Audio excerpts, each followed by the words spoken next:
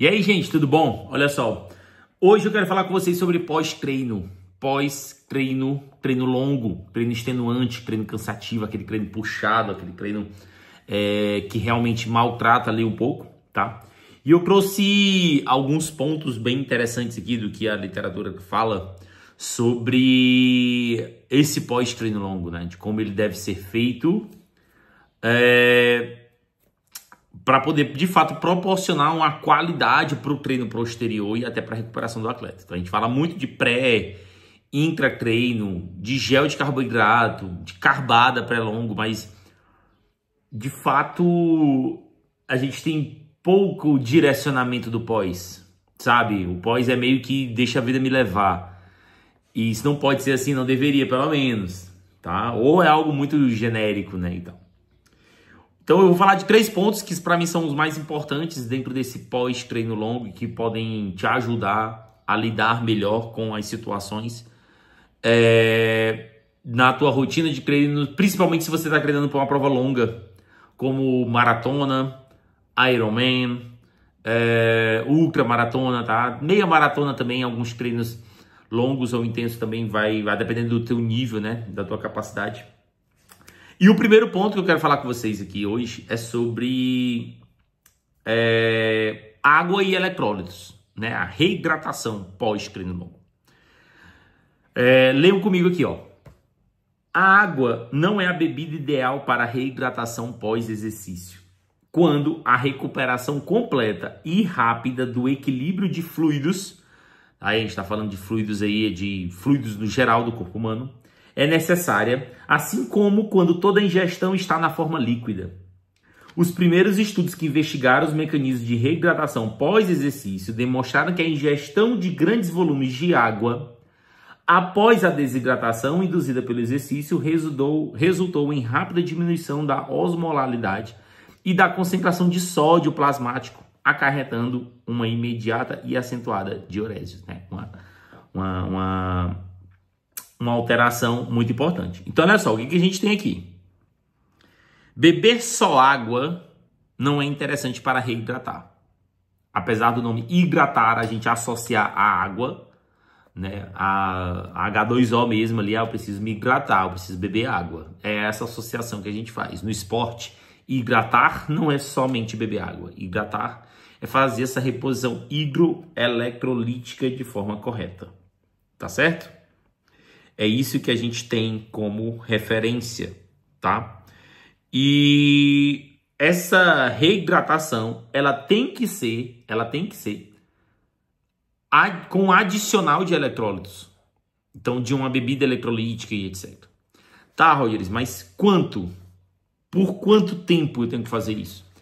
É um Gatorade resolve ali depois?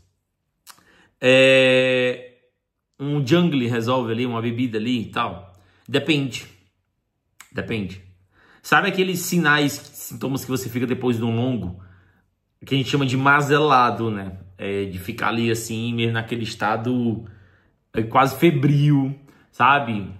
Se sentindo fraco, meio ardendo, tá? Então você vai perceber vários sintomas que estão relacionados à desidratação. E ali são sinais de que esse teu pós-treino relacionado à hidratação de água e minerais deveria estar maior. Então você deveria estar fazendo um uso maior. E aí você pode utilizar, sim, esses suplementos que já facilita demais a nossa vida ali, com esse volume aumentado de eletrólitos. Então existem suplementos que são para isso. Geralmente os Hydrolyte, não sei o que e tal, tá? O pós-treino com eles seria interessante. E aí você pode fazer o uso de 1 ou 2 vezes ali a dose nas próximas 4 horas depois do longo. Isso já vai te dar uma sensação melhor no próximo, tá? Então assim você faz uma reidratação mais eficiente. O segundo ponto que eu trago aqui para vocês é sobre o consumo de carboidratos. O consumo de carboidrato. Esse daqui é um ponto importante. E aí o que a literatura coloca é o seguinte, ó. Com a adequada ingestão diária de carboidrato, 8 a 10 gramas por quilo, lembrando que a maioria não faz nem a metade disso, São necessárias cerca de 20 a 24 horas para a total recuperação das reservas de glicogênio muscular após o exercício extenuante. Você vai precisar de um dia ingerindo 8 a 10 gramas nesse dia, nessas 24 horas, que é muito carboidrato, tá, gente? Isso aqui é muito. Talvez você não pegue a referência. É como você começou a correr e eu te disse assim, não, tem que correr 90k na semana. Você não faz ideia do que é isso, das sensações que é isso, do que é 100k na semana. Então 8 a 10 gramas por quilo é muito carboidrato, tá? Vai, para uma pessoa média ali de 70 quilos, vai 500 a 700 gramas de carboidrato por dia, tá? 100 gramas de arroz tem 28 gramas de carboidrato. Só para vocês terem ideia. Você precisa de 500 a 600 gramas de carboidrato por dia para recuperação das reservas de glicogênio muscular após o exercício extenuante. Entretanto, um consumo de carboidrato de cerca de 1 a 2 gramas por quilo, 70, se eu peso 70 quilos, 70 gramas ali até 120, 140, imediatamente após e em intervalos regulares após o esforço, pode acelerar a recuperação do glicogênio muscular por um período de 4 a 6 horas depois do exercício. Isso é muito interessante, porque isso entra a questão da estratégia de especial interesse, né? Aqueles que treinam 2 vezes no dia, ou que treinam no turno e vão precisar treinar no outro turno logo, né? Alguma outra modalidade precisa de energia, tá? Então isso é interessante, especialmente triatletas, né?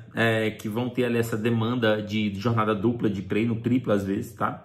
Principalmente nos dias em que há mais de uma sessão de treino. Então isso é bem importante vocês se atentarem a isso, tá? Para que essa janela de 4 a 6 horas, a ingestão de carboidrato dela, principalmente no pós-treino, possa ajudar e acelerar esse processo de recuperação do glicogênio. Beleza?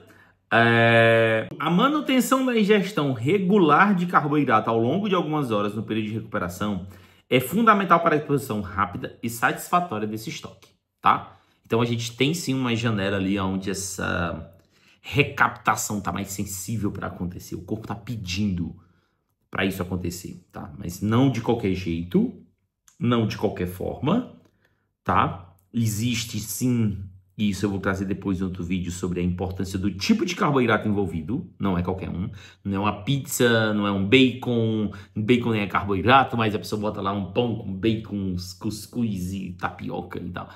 Não é qualquer tipo de carboidrato, tá bom? E também não é qualquer tipo de índice. Carboidrato que tem um índice glicêmico qualquer. É lento, é rápido e tal.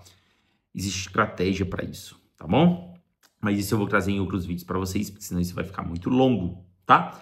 E por último, o controle alimentar e o sistema de recompensa, sabe? Pós-longo. Parece que depois do longo a gente bota para fora tudo aquilo que você se privou durante a semana, sabe? Tudo aquilo que você deixou de comer que você gostava. Parece que aquele seu eu antigo volta à tona de novo e você só quer aproveitar o fim de semana. Culturalmente você já faz isso, né? A gente já faz isso, já é cultural nosso. Final de semana muda a rotina. E quando muda a rotina, tende a alimentação mudar junto.